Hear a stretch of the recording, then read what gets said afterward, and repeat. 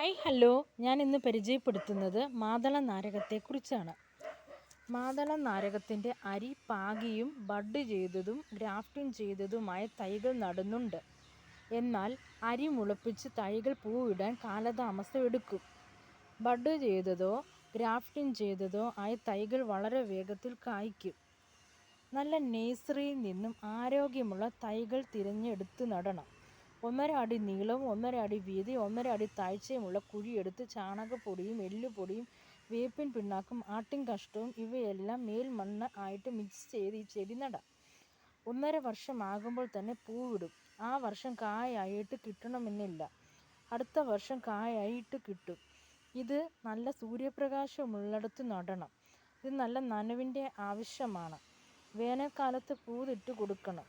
ചൂട് കൂടിയാൽ പൂ കൊഴിഞ്ഞു പോകും. ജീവാമൃതം ഒഴിച്ചു കൊടുക്കണം.